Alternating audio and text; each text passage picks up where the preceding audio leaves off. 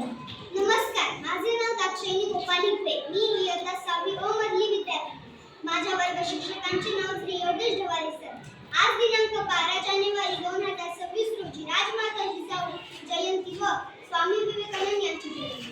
राजमाता जिजाऊ यांच्याबद्दल मी माझे मनोगत व्यक्त करते. हे तुम्ही शांतचित्तेने ऐकावे. न वाकायचे न झुकायचे, अन्यायावर कठोर वार करायचे अशी शिकवण देणाऱ्या राजमाता जिजाऊ यांची आज जयंती. 12 जानेवारी 1598 रोजी बुलढाणा जिल्ह्यातील सिंदखेड राजा येथे जिजाबाईंचा जन्म झाला. जिजाबाईंच्या वडिलांचे नाव लखुजीराव जाधव व आईचे नाव म्हाळसाबाई असे होते. शहाजीराजे भोसले यांच्याशी जिजाबाईंचा विवाह झाला.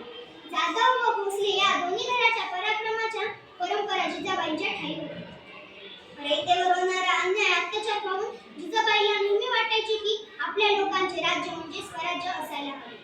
हिंदवी स्वराज्याचे तेजस्वी स्वप्न जिजाबाईंनी पाहिले होते. त्यांनी पुत्र शिवबाला लहानपणापासून शौर्याच्या पराक्रमाच्या कथा सांगून घडवली.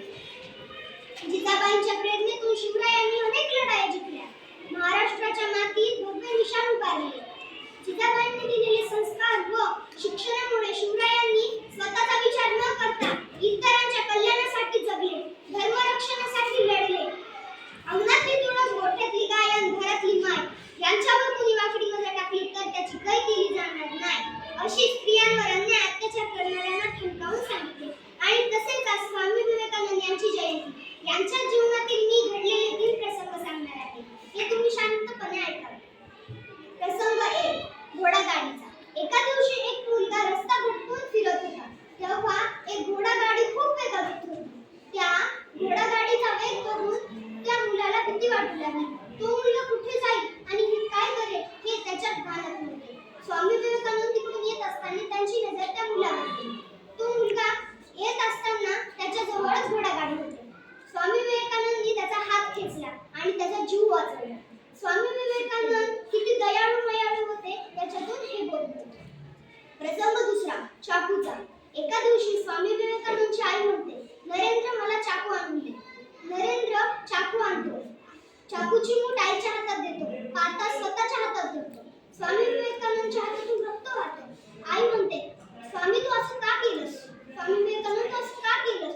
स्वामी विवेकानंद म्हणतात, आई जर मी पाता तुझ्या हातात दिला असता, तुझ्या हातातून रक्त गळालं असतं, जखम झाली असती. हे मी कसं बघितलं असतं, म्हणून मी पाता माझ्या हातात दिली. या याच्यातून हा बोध मिळतो की स्वामी विवेकानंदचं त्यांच्या आईवरचं प्रेम. प्रसंग 3, माकडे व बगीचा. एका दिवशी एक माणूस बगीचात येतो आणि एका झाडावर खूप सारी माकडं बसलेली असतात. त्या माकडांना बघून तो माणूस खूप वेगात धावतो आणि त्याच्या मागे ते माकडंही लागतात. तिकडून स्वामी विवेकानंद येत असतात. तेव्हा ते बघतात की हा माणूस पळतो, याच्या मागे तो माकड पण पळतात. स्वामी विवेकानंद गेले आणि त्यांच्या हातात एक काडी होती. ती काडी बघून माकडांच्या समोर जाऊन उभा राहिले. काडी बघितल्यावर माकडं म्हणतात, अरे हा माणूस आपल्याला आता मारेल.